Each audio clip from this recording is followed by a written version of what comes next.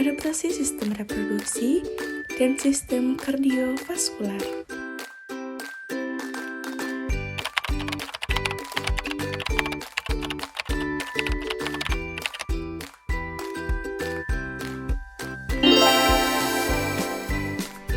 Dosen pengampu mata kuliah fisiologi, Ibu Vika Nurul Hidayah, SST MKM. Adaptasi sistem reproduksi. Selama kehamilan, ibu akan mengalami perubahan anatomi fisiologi pada sistem organ tubuhnya. Oleh karena itu, perlu disampaikan pada saat bidan memberikan pendidikan kesehatan sewaktu ibu melakukan kunjungan kehamilan. Pengenalan perubahan anatomi fisiologi selama kehamilan dapat mengadaptasi terhadap perubahan tersebut. Sistem reproduksi ibu salah satu sistem yang memegang peranan penting dalam kehamilan. Perubahan anatomi dan adaptasi fisiologi sistem reproduksi meliputi perubahan pada yang pertama itu perubahan pada uterus.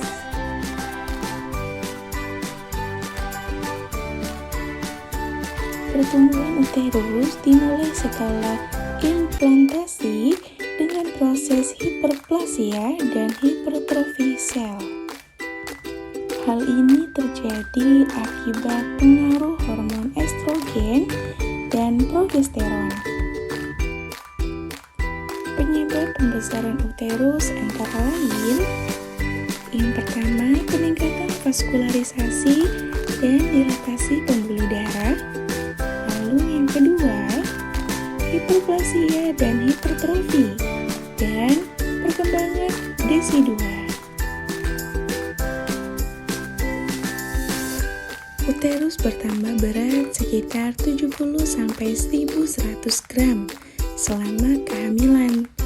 Ukuran uterus mencapai umur kehamilan term adalah 30 x 25 x 20 cm dengan kapasitas lebih dari 4000 cc.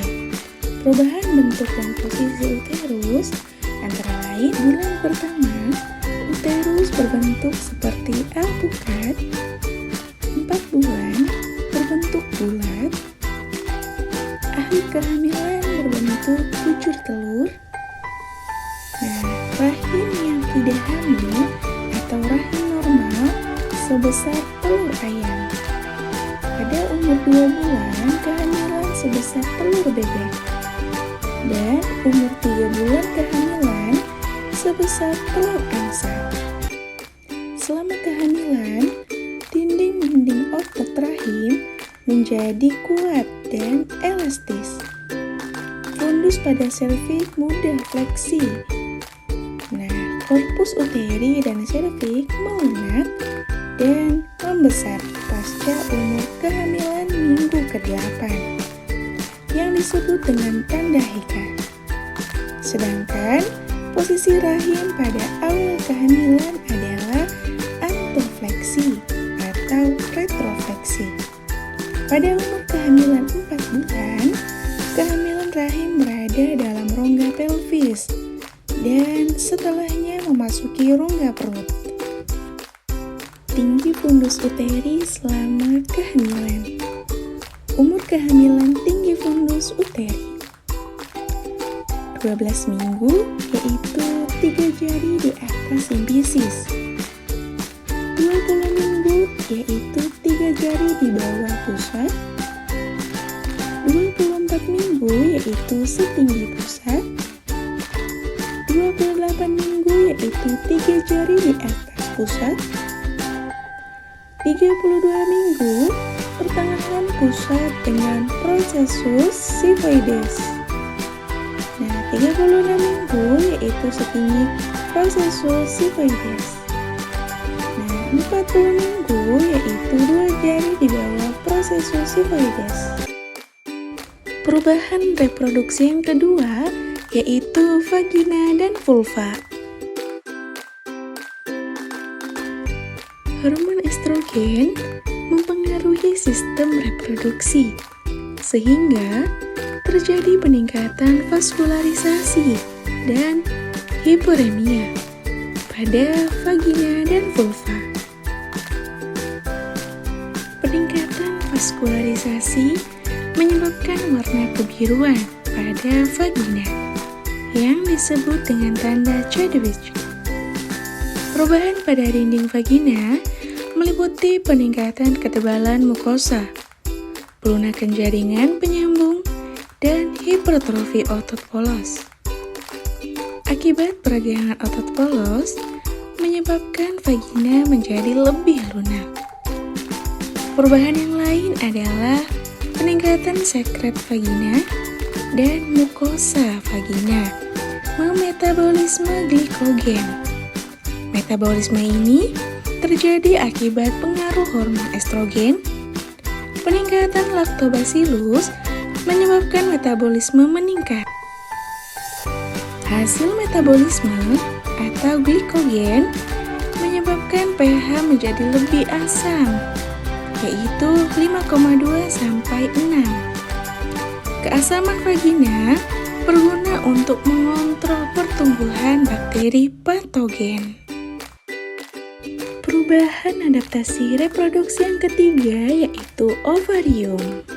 Selama kehamilan, ovulasi berhenti. Pada awal kehamilan, masih terdapat korpus luteum gravidatum dengan diameter sebesar 3 cm. Pasca plasenta terbentuk, korpus luteum gravidatum mengecil dan korpus luteum mengeluarkan hormon estrogen dan progesteron. Nah, perubahan yang keempat yaitu perubahan adaptasi reproduksi pada serviks. Perubahan serviks merupakan akibat pengaruh hormon estrogen, sehingga menyebabkan massa dan kandungan air meningkat, peningkatan vaskularisasi dan edema, hiperplasia dan hipertrofi. Kelenjar serviks menyebabkan serviks menjadi lunak, tanda Buddha, dan serviks berwarna kebiruan, tanda Chadwick. Akibat pelunakan isthmus, maka terjadi antofleksi uterus berlebihan pada 3 bulan pertama kehamilan. Sistem adaptasi kardiovaskular. Sistem kardiovaskular terdiri atas jantung, pembuluh darah, arteri, arteriol, kapiler, venula, dan vena. Sistem adaptasi kardiovaskular diantaranya yang pertama, yaitu jantung. Anatomi jantung. Jantung pada manusia terdiri atas 4 ruang. Nah, lalu yang pertama ada atrium kiri dan atrium kanan, atau atrium sama dengan serambi. Lalu ada ventricle kiri dan ventricle kanan, yaitu ventricle sama dengan bilik. Katup-katup jantung. Katup-katup jantung adalah yang pertama, katup mitral atau biasa disebut bikuspid, yaitu antara atrium kiri dengan ventricle kiri. Yang kedua, katup trikuspid, yaitu antara atrium kanan dengan ventricle kanan. Nah, yang ketiga yaitu katup aorta, yaitu antara ventricle kiri dengan aorta. Dan yang terakhir, yang keempat yaitu katup pulmonal, yaitu antara ventricle kanan dengan arteri pulmonalis. Lalu ada lapis-lapis dinding jantung. Dinding jantung terdiri atas 3 lapisan. Yang pertama, epikardium, yaitu lapisan terluar berupa lapisan jaringan ikat. Lalu yang kedua, miokardium, yaitu lapisan otot yang berfungsi memompa darah agar beredar di seluruh tubuh. Dan yang ketiga, endokardium, yaitu lapisan terdalam berupa lapisan sel epitel atau yang biasa disebut endotel. Beberapa penyakit jantung.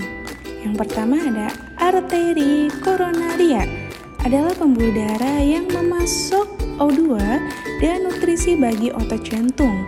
Penyakit jantung koroner, yaitu penyakit jantung koroner PJK, adalah penyempitan pada arteri koronaria atau percabangannya, dan menghambat pasokan O2 dan nutrisi bagi otot jantung. Penyakit yang kedua yaitu infarct myocard. Infarct myocard atau serangan jantung adalah penyumbatan pada arteri koronaria atau percabangannya, menyebabkan kematian sebagian otot jantung yang tak memperoleh pasokan O2 dan nutrisi.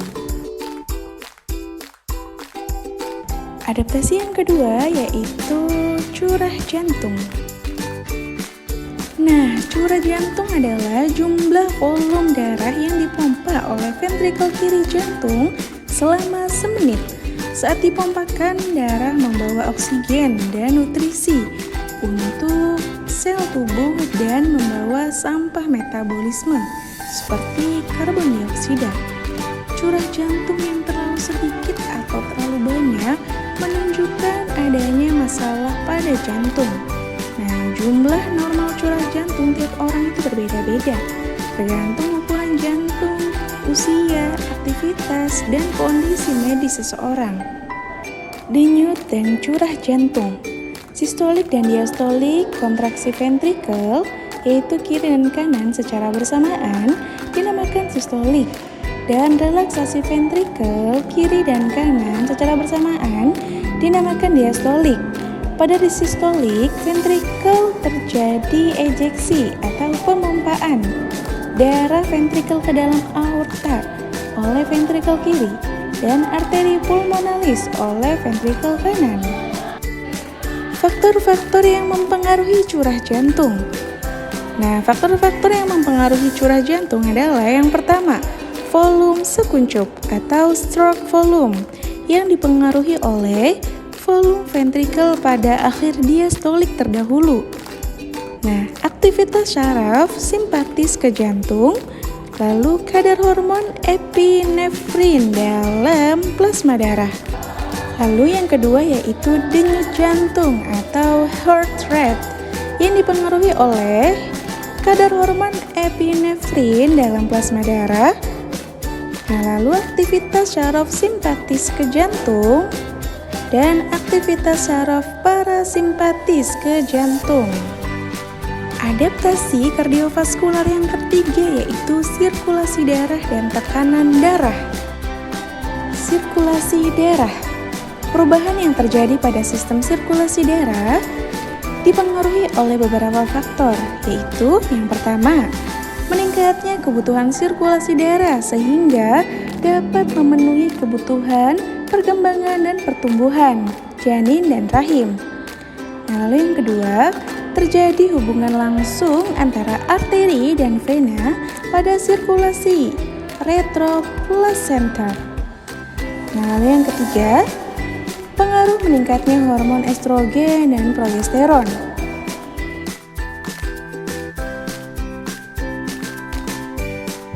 Sirkulasi darah dalam tubuh dibedakan menjadi dua sirkulasi utama.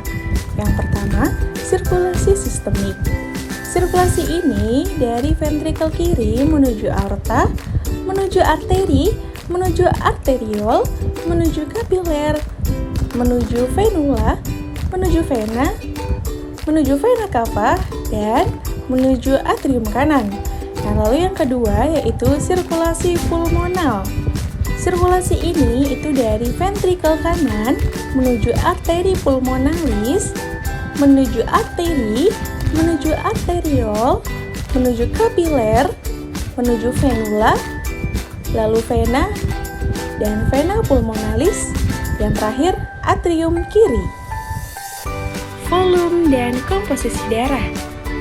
Darah terdiri dari dua komponen utama, yaitu plasma dan sel darah merah. Volume darah maternal total meningkat 30-50% pada kehamilan tunggal dengan rata-rata peningkatan 35%. Beberapa ibu hamil mungkin hanya terjadi peningkatan sedang pada ekspansi volume, sedangkan pada ibu yang lain dapat terjadi hampir 2 kali lipatnya, menurut Steinfeld dan Watts 2001 dalam Fraser dan kawan-kawan 2009. Selanjutnya yaitu tekanan darah. Tekanan darah adalah besar tekanan yang dihasilkan oleh darah yang ada dalam pembuluh arteri terhadap dinding pembuluh darahnya. Tekanan darah sistolik adalah tekanan maksimum pada saat ejeksi ventrikel mencapai puncaknya. Sedangkan tekanan darah diastolik adalah tekanan minimum sesaat sebelum ejeksi ventrikel dimulai. Tekanan darah diukur dengan alat sfigmometer atau yang biasa disebut tensimeter. Nilai normal tekanan sistolik adalah 100-140 mmHg, sedangkan nilai normal tekanan diastolik adalah 70-90 mmHg. Hipertensi menyatakan tekanan darah di atas nilai normal dan hipotensi menyatakan tekanan darah di bawah nilai normal.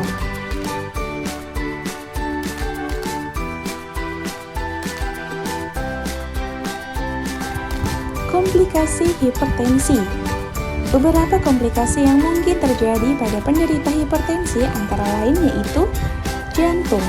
Jantung harus bekerja lebih keras untuk mengatasi tekanan darah, sehingga otot jantung membesar menyebabkan pasokan darah tak adekuat. Dengan akibat terjadinya PJK dan infark miokard. Nah, lalu ginjal. Ginjal, tekanan darah yang tinggi merusak pembuluh darah di ginjal, menyebabkan pasokan darah tak adekuat. Nah, sehingga mengganggu fungsi ginjal dan berakhir dengan gagal ginjal. Nah, lalu ada otak.